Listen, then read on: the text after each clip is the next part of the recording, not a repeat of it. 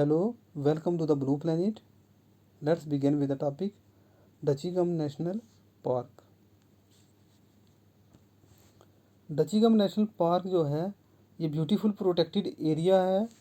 22 kilometre की दूरी पर है ये श्रीनगर जो सिटी है वहाँ से, और डल लेक का जो हाफ ऑफ कैचमेंट एरिया है वो डचीगम नेशनल पार्क बनाता है।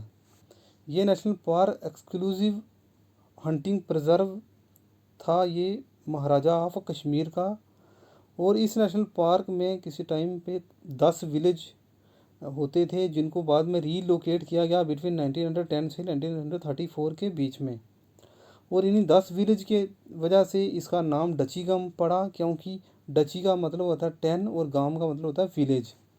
टोटल एरिया जो नेशनल पार्क का है वो है 141 स्क्वायर किलोमीटर, और ये नेशनल पार्क है ज़बर वन रेंज ऑफ हिमालयाज़ में।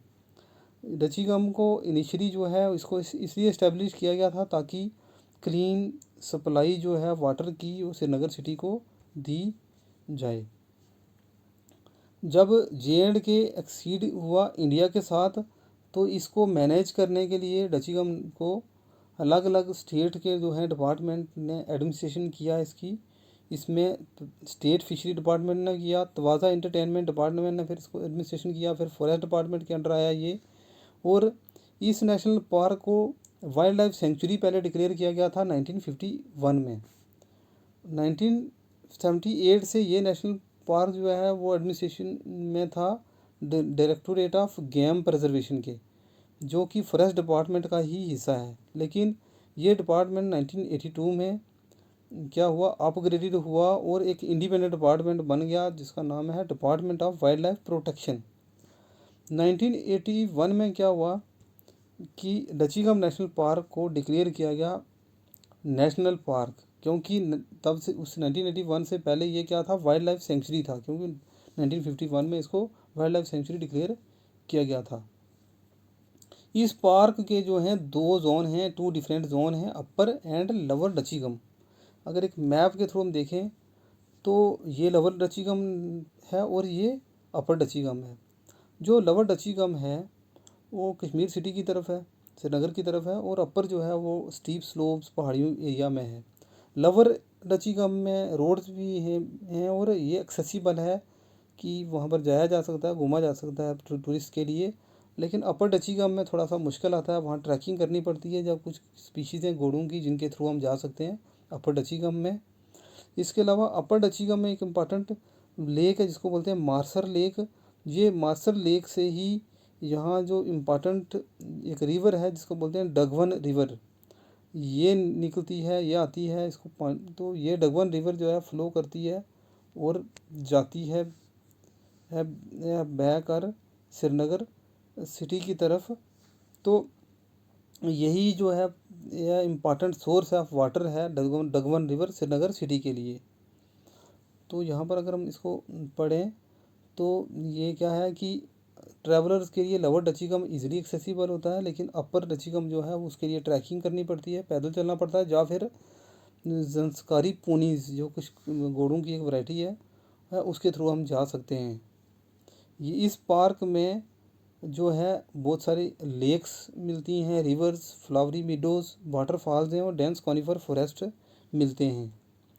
डगवन जो नाला है, रिवर है, वो इस नेशनल पार्क में फ़्लो करता है, और डगवन नाला जो है मेन सोर्स है वाटर का। हरवन रिजर्वायर में भी ये जो मेन सोर्स है वो कौन है, डगवन नाला। ये क्या करता है, सप्लाई करता है वाटर, डगवन नाला से ही सप्लाई होता है वाटर का श्रीनगर सिटी को। डगवन जो रिवर है ये फ़्लो करती है फ्रॉम मार्सर लेक से, जैसे हमने वहाँ पर देखा जो अपर डचीगम में प्रेजेंट है। तो एक इम्पॉर्टेंट रिजर्वायर है जिसको बोलते हैं सरबंद रिजर्वायर। तो कश्मीर में जो श्रीनगर में जो वाटर को सप्लाई किया जाता है वो इसी रिजर्वायर से मोस्टली जो है मेजरली जो किया जाता है, और इसमें पानी जो है वो डगवन रिवर से ही आता है।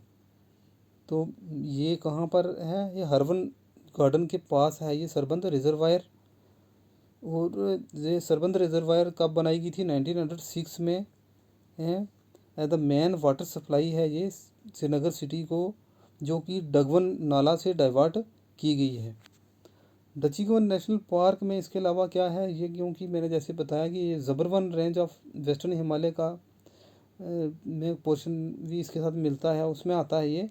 और इसमें एक माउंट महादेव है जो डचीगम नेशनल पार्क में है, और इसकी हाइट है 4000 मीटर, जो कि टॉलेस्ट पीक है ज़बरवन माउंटेन्स की। कौन हाईएस्ट पीक है?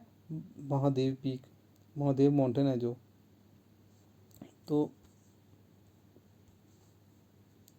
ये है डगवन रिवर जो मार्शल लेक से फ्लो करके आता है ये। तो ये ही मेन सोर्स है श्रीनगर सिटी में वाटर का। ये डगवन रिवर का जो वाटर है यहाँ से डाइवर्ट कर रहे हैं टूवर्ड्स कहाँ की तरफ? सरबंद लेक की तरफ। ये है सरबंद लेक, यहाँ से डाइवर्ट किया गया है डगवन रिवर के वाटर को सरबंद लेक। और इस सरबंद जो रिजर्वायर है, इसी से जो श्रीनगर सिटी है उसको ड्रिंकिंग वाटर सप्लाई होता है। ये माउंटेन रेंज है कौन सा? माउंट महादेव जो हाईएस्ट पीक है ज़बरवन माउंटेन्स में डचिंगन नेशनल पार्क में है, ये उसका हिस्सा ये भी। तो ये चाहे अपर डचिगम नेशनल पार्क है और लोअर डचिगम नेशनल पार्क, इसमें बहुत सारी वैराइटीज़ हैं, फ्लोरा फौना और डिफरेंट काइंड ऑफ टेरेन मिलता है। और ये पार्क जो है फेमस है, unique diversity of wild life और बर्ड स्पीशीज़ मिलती है यहाँ पर। इस पार्क में लास्ट वायबल हांगुल पॉपुलेशन जो है वो मिलती है हांगुल की।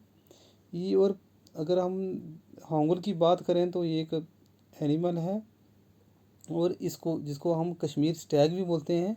और इसको प्रोटेक्ट करने के लिए प्रोजेक्ट हांगुल भी शुरू किया गया है, जो कि 1970 में शुरू हुआ था। और इसको किया था government of Jammu and Kashmir ने with the support of IUCN and wildlife fund. तो ये है वो हांगुल, जिसको हम कश्मीर स्टैग भी कहते हैं, और साइंटिफिक नाम है इसका सर्वस एलेफस हंगलू।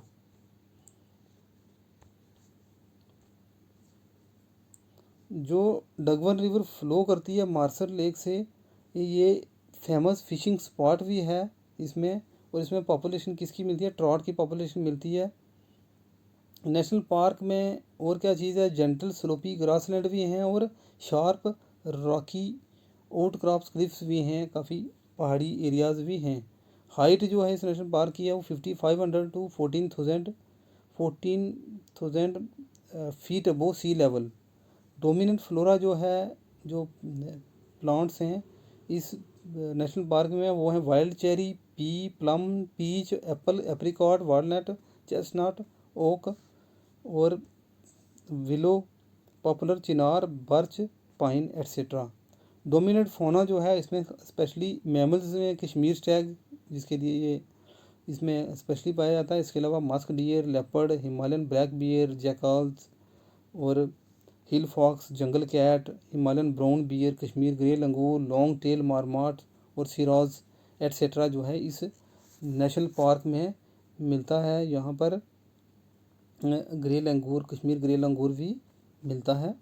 तो बर्ड स्पीशीज़ की बात करें तो यहाँ सिनोमॉन स्पैरो, ब्लैक बुलबुल, हिमालयन मोनल, गोल्डन ओरियोल, मिनीवट, ये पिग्मी ओलेट, वुड्स पैकर बेबलर और बहुत सारी स्पीशीज़ हैं जो बर्ड स्पीशीज़ की हम देख पा रहे हैं। Ruby throat, wall creeper, black and yellow, और इसके अलावा Himalayan griffon, vulture, beard vulture, red bill blue magpie, titmouse, इस तरह की ये बर्ड स्पीशीज़ इसमें मिलती है इस नेशनल पार्क में।